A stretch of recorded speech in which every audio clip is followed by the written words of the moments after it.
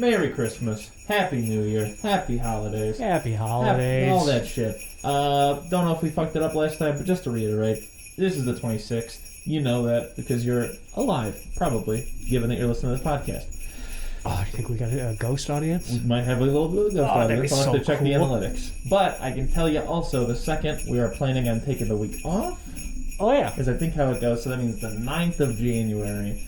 Oh man, we'll be back and better than ever with the biggest movies we've ever done, the best bits we've ever thought of, and more guests than we have mics.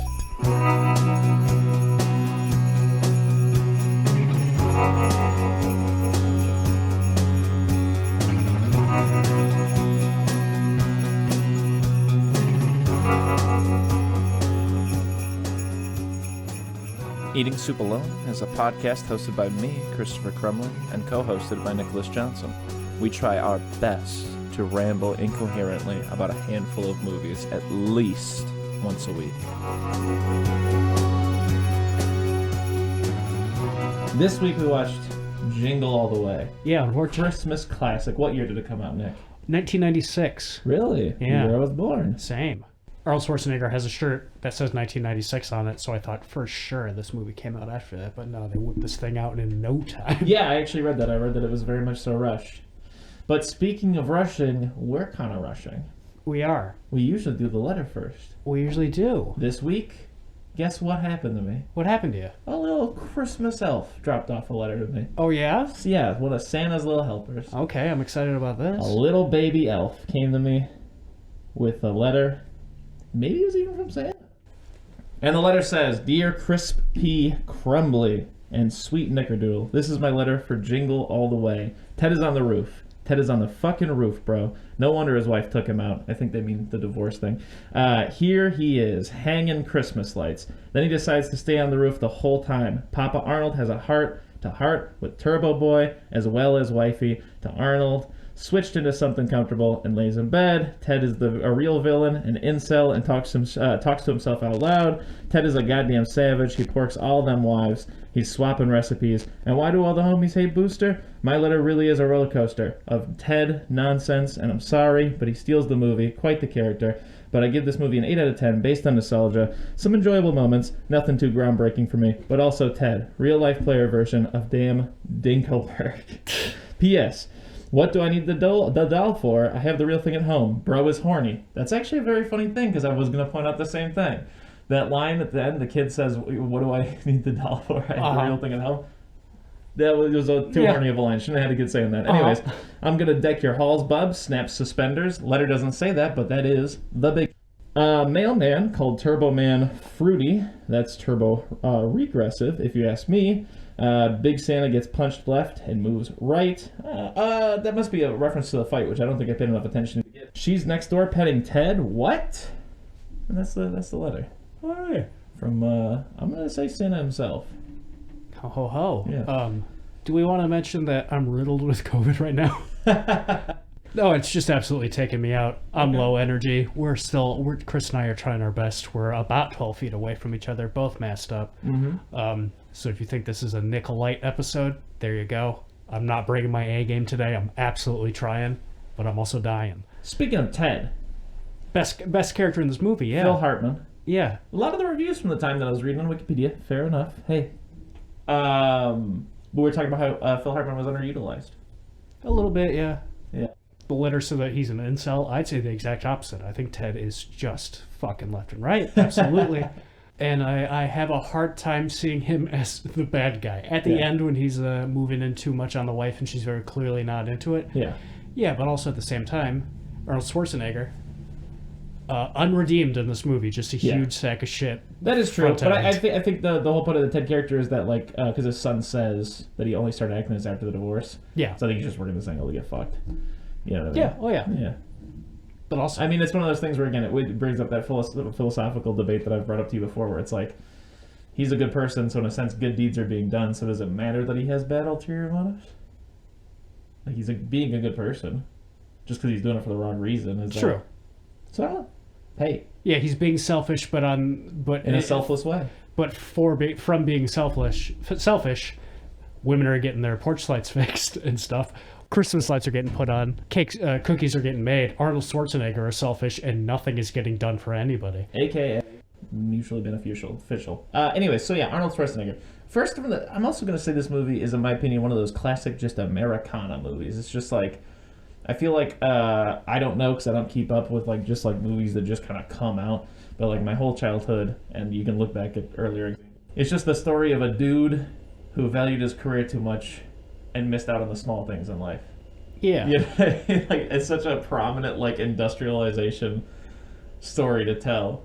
You know what I'm saying? I'm not giving it props for being like genius. I'm just saying it's just so interesting that like that was such a common like trope in movies. And it's really only a product of like the last 120, 30, 40 years, whatever, you know. And Christmas movies. Christmas movies. Listen, I'd like to say right off the bat, the only thing I remember about this movie from seeing it in my younger days is the end. Yeah. Chris, I do not like this movie. Oh, no kidding. I do not. I don't think it's good, but I like it. I remember every second of it. This was a movie I watched a billion times when I was a kid. And the whole time I was watching it, I was like, well, I guess so. I definitely think it appeals to a kid's sensibilities. But there were a couple times where I was like, man, I can't believe I sat through so much of this. You know? It just, it feels very... I'm not blowing any lids here. I'm not solving this case. I just think this movie's incredibly lazy. Like, just weird, like, stuff like, I just can't help but compare it to other movies, especially ones, like, I want to compare it to Trains, Planes, and Automobiles the entire time. Yeah, it reminds me of that, because it's also produced by Chris Columbus, so it does have, like, a little bit of that vibe to it. Like, when his car dies and he has to get it towed home. Yeah. It's because he's out of gas. Yeah.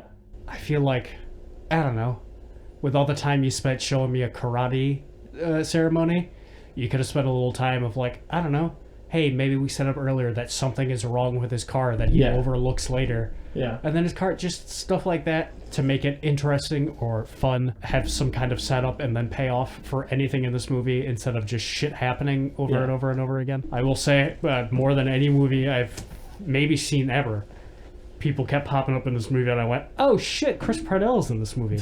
Oh shit, Anakin Skywalker's the son in this movie? I didn't remember that. Yeah. Yeah, it reminds me of just like a DCOM or something like that. Like, it definitely has the vibe of like Lifetime channel, just like something straight to DVD. But yeah, basically we meet Arnold and he has job. I think it's some kind of like betting thing. He's working that job for sure. Yeah, he works the fuck out of it. You're my number one customer, which he even says to his wife.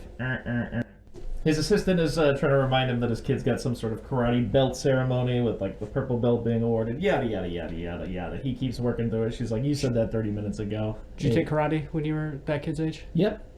Yeah? Yeah. Do you want to see a picture of me with an actual mohawk and wearing my purple belt with a yellow tip? Oh, I really would. Yeah? Well, I will try to find that. I didn't, but I feel like that's a very 90s thing for this movie to have. Do you think kids still take karate like that?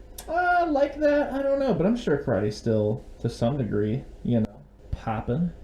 All I'm saying is I would argue, I would put money on the fact that if you took karate when you were that age, I could kick your ass right now. Eventually, he realizes that he's late, tries to go off, gets stopped in traffic, some crazy traffic, gets stopped by the cop the first time the cop shows up. Right? Isn't that the same cop? Yep. Yeah. And he tells him to like recite the ABCs and all kinds of shit like that. He shows up late, comes home, and he has to make good. He has to make good with little Annie and with his wife. And his wife reminds him, he's like, oh man, he wants this Turbo Man doll. And she's like, yeah, hope you got it a couple months ago because they are sold out. And then there's like a shot of him, like all surprised in bed. Mm-hmm. Wake up, everything's still kind of smooth, you know. He's like, oh, I gotta go to the office. And she's like, Harold on Christmas Eve, and he's I'd also like to point out he doesn't. His wife goes, God, hope you got that because it'd be hard to get right now. She goes, you got that, right? And he goes, yes. She goes, really? You got the Turbo Man? He goes, 100%. Yeah, absolutely. Just the worst husband in the world. Arnold Schwarzenegger, again. I'll say it now. I said it before. I'll probably say it again. Irredeemable. Hate this guy. So he basically wakes up. He's got a good cover. He's like, I'm going to the office because I left the DOLL there. And he fucks off. I think the first place he goes is the toy store. It isn't open yet. It does open, and then classic Black Friday type insanity ensues. He meets Myron. Sure. Myron, who originally was going to be played by Joe Pesci. Fun fact. Yeah. I could see that. Yeah. I think I prefer Sinbad. I like Sinbad. Sinbad has one line that I really liked when he's like, you know, because by the end, there's the point where him and the kid have a nice little moment. We'll get there. And he apologizes. He's like, sorry for that nastiness on the roof. Because even when he's chasing the kid, I feel like he's being kind of nice. He's like coming up the stairs. He's like, God, I'm afraid of heights. It's like, you ever seen that movie Vertigo? Does that mean anything to you? Yeah. Like, specifically the line, does that mean anything to you? Yeah, to a kid, it's so funny, yeah. Those are 2 jokes that got me, is that, does vertigo mean anything to you, and the bomb going off? Yeah. Those got a legitimate chuckle out of me. Yeah. Those are good. I laughed out loud a couple of times, yeah. A couple of times I was like, I cannot believe I'm laughing at that. But the vertigo thing, that was good. That's a good line. But anyways, he meets Myron. I think they both get laughed at, or Harold gets laughed at by the people who work at the toy store. Up next, after the store, I think he goes to the mall. Okay. And can't find one. Loses the bouncy ball with his number on it. Oh, yeah, because they're doing a raffle or something like that. Chases after a kid. Yes. A bunch of moms call him a pervert and beat him up out of a ball pit. Yeah, and he's like, I'm not a pervert. And then he runs into Jim Belushi Santa. Yeah. It's like, I can get you one for, I can get you one. And also, Santa's little helper there. I don't know the gentleman's name, but he's in Seinfeld. He's one of Kramer's friends. I think it's very funny that they didn't drive there. Arnold Schwarzenegger has to drive them to their hangout, where they try to sell him a knockoff Turbo Man for $300. They take his money. Mm-hmm. Big Show shows up. Is that Big Show? Yeah. Is it? Uh-huh. That's fun. Yeah, Paul Wright. Okay. Yeah. Also known as the Giant. Mm-hmm. That's what they billed him as during WCW, because they were trying to pawn him off as Andre the Giant's son. Nice. Well, and Jingle All the Way 2, Larry the Cable Guy. Yeah. Is the main character. Is Big Show on that one? I don't know. Oh. But we should have watched that movie too. I should have. Yeah, Big Show's dressed like Santa, so I didn't recognize him. A big Santa. A big Santa. I could tell by the fingers, but then I looked it up subsequently. They get raided by the police. He impersonates a police officer for arguably way too long. He's just having a ball with it, and then he gets out of there. So, and just to the diner. Okay. Yes. Meets up with Sinbad again. Nice little moment between them. They both get smashed on alcohol that yeah. He has Arnie talks about a little treehouse he built for little Annie. Sinbad talks about a toy that he wanted that his dad didn't get him when he was a kid, which is interesting because later on someone says that Turbo Man is the biggest toy since the toy that Sinbad wanted when he was a kid. I just thought that was funny. Radio says, "Hey, we got one if you can name all the deer." Yeah. They have a fight that leads to them running to the radio station because they break the phone. Yes. And the guy who owns the diner is like, guys, it's 2 blocks from here. Get the fuck out of my diner. So they run the 2 blocks to the little radio station, and hilarity ensues. The guy thinks he's like a psycho or something. Myron shows up and he's like, I've got a bomb. He's like, you built a bomb? He's like, no, sickos send these things all the time. I just hung on to one in case I ever needed it. Now I need it. Which I think is very funny. Yeah, it is pretty funny. And so basically the disc jockey breaks the news that I said you guys would get one eventually. You can't get one right now. They're sold out or whatever. Cops show up. They kind of fuck off Myron and Arnie, but one of the cops is like, I was on the bomb squad for 7 years. Shakes it whatever, blows up in his face. Very cartoony. Then Arnold's driving. He's out of gas. Also, we should mention that there's the whole B-pot where he keeps trying to call home and talk to his wife, but every time Ted is hanging out with the wife, helping her bake cookies.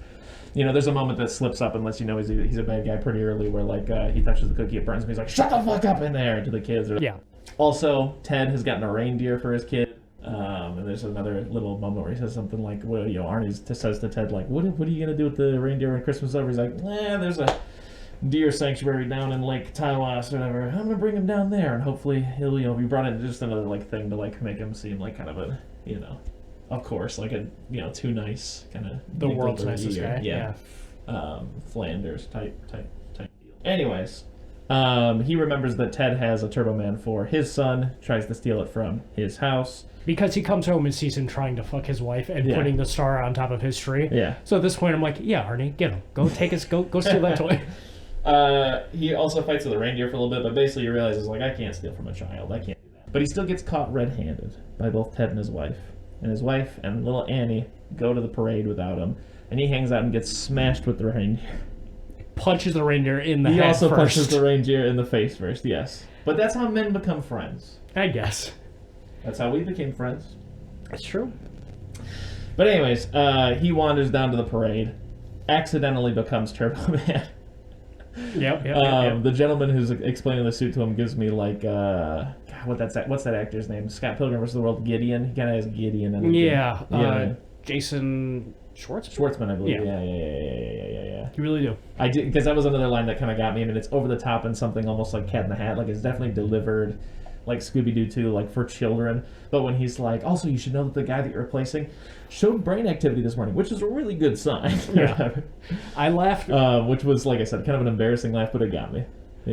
I laughed in a second here. I don't think it's supposed to be funny or it's supposed to be a laugh. Yeah. I laughed at Booster? Sonic the Hedgehog is in this movie, which took me by surprise. But then one of the people in the parade is the Cat in the Hat. Yeah. And Anakin Skywalker and Ted's son are standing there, and they go, "Look, Cat in the Hat!" And just cut to random footage of the Cat in the Hat guy just like dancing around. Yeah. And it cuts it back to the kids, and they go, "Yeah!" and high five. That made me laugh pretty good. That is pretty funny. I will also say I'm laughing because he's such a terrible human, but I love the Booster just being such a scumbag. Curtis Armstrong. Oh my God, Curtis Armstrong, Booga from Revenge of the Nerds is in this movie. Yeah. Oh, insane. He's smoking a cigarette and he's like, God, hurry up! I'm sweating like a dog at a Chinese restaurant or whatever. And I'm like, oh, what an awful man this Booster is. Yeah. But anyways, they get out there. Arnie's eating up. He's loving waving at all the kids. But what the stars should align. But Turbo Man actually gets to pick a child to get a limited edition version of Turbo Man. Yeah. And his son's in the audience. And they turn up his microphone and he goes, Jamie! Sonny, whatever his name is. How does he know my name? And the mom's like, how does he know your fucking name? Anyways, he gives the doll to Jamie, but what should happen other than Myron stealing the Decepticon bad guy That's his name, costume and becoming Megamind? Yep. And he jumps down and he's like, give me the kid. And there's all kinds of crazy stuff that happens here. He shoots his fist off of his hand into Turbo Man's face. Jamie runs up a building, and the Decepticon follows. And Arnie realizes he can shoot discs, and then he can fly in a jetpack. The jetpack blew my mind. I will say, Went on for too long. we went right past it, but the beginning of this movie is them playing a clip from the Turbo Man TV show. I was really impressed by all of that. Like, it looks exactly like, it's not hard, but it looks exactly like an episode of Power Rangers. And watching it, I'm like, I would have watched the hell out of this. And I can, absolutely. Yeah. Anyways, the guys all kind of chasing, and Myron gives this funny little Vertigo line or whatever. But eventually, at the end of the day, he beats Turbo Man beats Decepticon. Or not after he flies around just forever. Fuck off to nowhere. Whole city. He flies for so long. Yeah. And it never looks good. I don't know why they hang on for so long, but he's on that jetpack for way too long. Anyways, he lands. He says, "Hey, Jamie, I'm your, it's me, Jamie. I am Turbo Man," whatever. Yeah, And, they're like, "Oh man, I wish Dad was here." Yeah. Dad, the guy who sounds like nobody else in the world, the guy who sounds and looks like nobody else in the world. Yeah. I wish he was here. Don't you, Turbo Man? And Turbo Man's like, "But the Jamie, I have to tell you." He's like, I miss Dad. And then what happens? Little Jamie decides to give his toy to Myron, which I thought was very nice. I thought it was a very nice thing. I like Myron's reaction. It's just the legitimate. He'd be like, "Wow, thanks. My thank son's you." gonna love this." Yeah. And then he's got that awkward line about why would I want the doll and I've got the real thing at home. Phrase it differently for the child to say. Yes. But also, I do hope they let Arnie keep the suit. I hope so too. I don't know. I don't know how they would that one guy did shoot his fist off of his wrist, so yeah, anything could be possible. Yeah, they might let him keep the suit. Yeah, anything's possible in this world. Yeah. Yeah.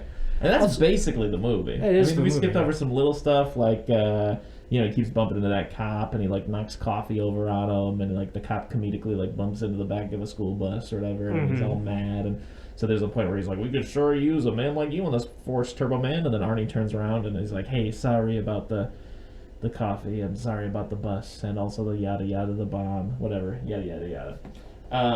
There was one also, a little moment or whatever, where I like, where he's about to explain to his wife, and he's like, "You're not going to believe this story." And she's like, "I've been living in your alternate reality for years. I don't even want to hear it anymore." Because, his day is not to be believed. Yeah. What a farce. Well, that's a nice bow on Jingle All the Way. That's basically what Jingle All the Way is. Nick Yeah. did not seem to like it. No. Does it seem to have much to say about it? No. No? Also, my brain is garbage right now.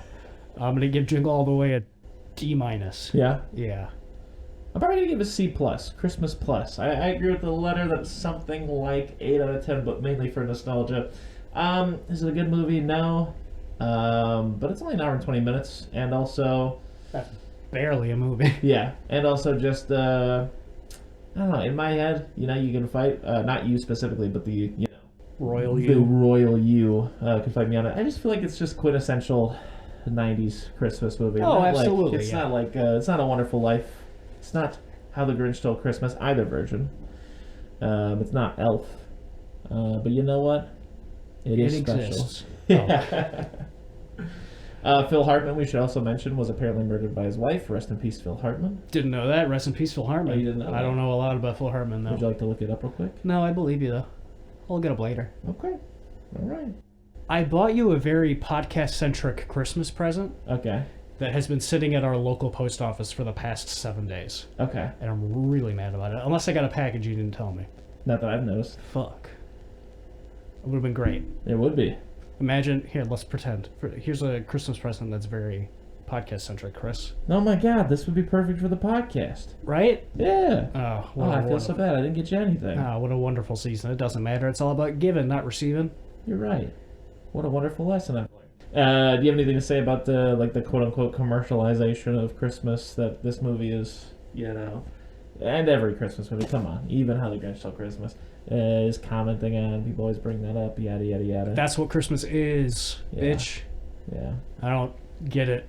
Yeah. I mean, it's nice for the end of a movie, but also that's just what Christmas is. Not to be a nihilist, but that's just what Christmas is. That's that's half of the coin. I feel like if you don't That have is half that, the you don't have coin, the yeah. other one. I definitely just appreciate, it is one of those things that, I can't even dance around. They got me, dog. They got me. The lights, and the snow, and the gifts, and the big red guy. I'm a sucker, I eat it up. Yeah, when's the last time you had a Christmas and the takeaway from that was, I'm glad I'm here with all the people I care most about? I would say... 9. That's the answer. You were 9. No, I mean, I would say, honestly, most of the time, I don't even remember gifts that I got. Swear to God, as silly as it sounds, one of the most memorable... and there's no reason. There is no reason. This was not the best gift I ever received, but I just remember getting the Family Guy video game for PlayStation 2 and staying up for 24 hours playing it. Hell yeah. But I would say, I don't know. I don't think it's that hard line, because I was going to say, is yes, the other side of the coin is the present stuff, but I equally don't remember that Yeah. as much as Okay. any time. I You know what I'm saying? I do have. You're right. I have equal memories of cool. I remember getting Guitar Hero, but also I have memories of cool. I remember hanging out with all of my cousins every Christmas Eve. There's one memorable Christmas I know where I went to my dad's and I was just old enough to drink, so I got very drunk and fell asleep on the couch, and then I woke up the next day and it was Christmas. Nice. Just stuff like that. So I don't know. You're right. It's two sides of the coin kind of a thing. They go hand in hand. What do my parents got me? Do you remember those Harley Davidson motorcycles that would drive for kids? They were those little plastic cars kids go in that have a battery in it. They got me that, but it was a motorcycle version. How great. And I just rammed it right into our Christmas tree. Yeah. And it fell right through our front window. Chris, what's your favorite Christmas movie? If you say Die Hard, I'll kill you. I'll jump over this desk and I'll kill you. Probably the Charlie Brown Christmas special, I guess. Yeah, me too. We should have done that. Honestly, just Jingle All the Way being a close second. I mean, Elf, and like I said, I think Elf's a really great Christmas movie. I think How the Grinch Stole Christmas with Jim Carrey is a really great Christmas movie. Have you seen It's a Wonderful Life? Nope. Oh. Never seen it. Fuck, we should have done... Oh. Yeah, we should have done It's a Wonderful Life. Well, hey, there's always next year. There's always next year. It's one of the best movies ever made, regardless of it being a Christmas movie, Chris. Yeah. Oh, it's so right up your alley. I can't believe you've never seen It's a Wonderful Life, I have it Chris. on DVD right over there. Oh, fuck, Chris. Next year. Okay. Oh, we biffed. Cannot believe I almost missed the last That Mattress Man of the year, so that's That Mattress Man. See you on January 9th.